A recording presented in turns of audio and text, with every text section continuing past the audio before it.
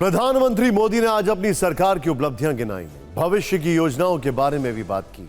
इन्हीं में से 3 योजनाएं ऐसी हैं जो देश के कमजोर तबके की उन्नति में अहम साबित हो सकती हैं और 2024 के चुनाव के मद्देनजर बीजेपी के लिए मास्टर स्ट्रोक साबित हो सकती हैं।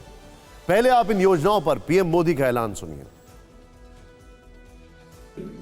आज 10 करोड़ महिलाएं विमेन सेल्फ हेल्प में जुड़ी हुई है और विमेन सेल्फ हेल्प ग्रुप के साथ आप गांव में जाएंगे तो आपको बैंक वाली दीदी मिलेगी, आपको आंगनवाड़ी वाली दीदी मिलेगी, आपको दवाई देने वाली दीदी मिलेगी और अब मेरा सपना है 2 करोड़ लखपति दीदी बनाने का।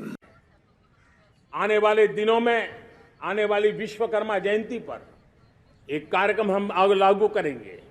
इस विश्वकर्मा जयंती पर हम करीब 13-15 हजार करोड़ रुपया से जो परंपरागत कौशल्य से रहने वाले लोग, जो औजार से और अपने हाथ से काम करने वाला वर्ग है, ज्यादातर ओबीसी समुदाय से, हमारे सुथार हो, हमारे सोनार हो, हमारे राजमिस्त्री हो, हमारे कपड़े धोने वाले काम करने वाले लोग हो, हमारे बाल काटने वाले भाई बहन परिवार हो, ऐसे लोगों को एक नई ताकत देने के लिए हम आने वाले महीने में विश्वकर्मा जयंती पर विश्वकर्मा योजना लॉन्च करेंगे और करीब 13-15 हजार करोड़ से उसका प्रारंभ करेंगे। सबसे पहले बात करते हैं लखपति दीदी योजना की।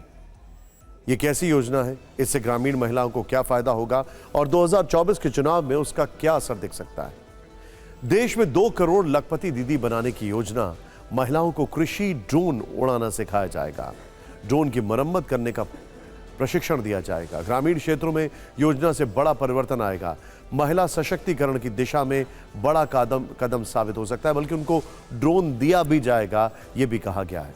इस योजना से बीजेपी को 2024 में फायदा मिल सकता है, महिलाओं का एक बड़ा समर्थन वर्ग तैयार हो सकता है। बीजेपी पहले से अधिक महिला वोट बैंक को जोड़ने की दिशा में काम कर रही है। 2019 के चुनावी नतीजों को देखें तो यह बात साफ भी होती है।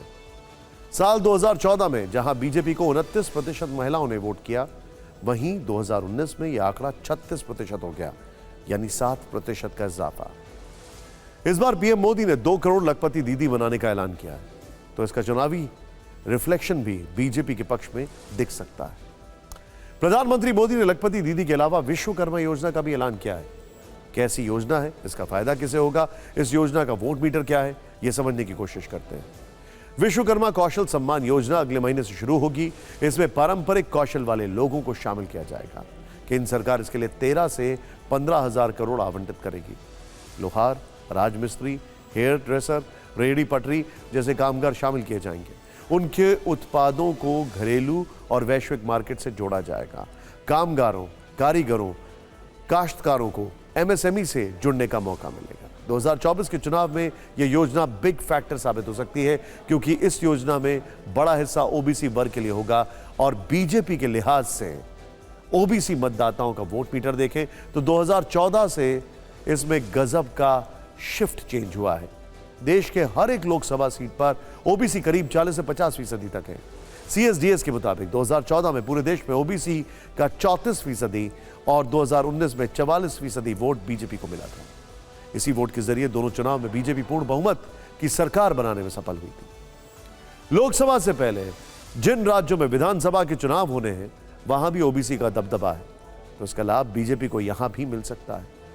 इन 2 योजनाओं के अलावा आज पीएम मोदी ने एक और बड़ी घोषणा की। शहरों में घर बनाने वालों को ब्याज में छूट की योजना का जिक्र किया।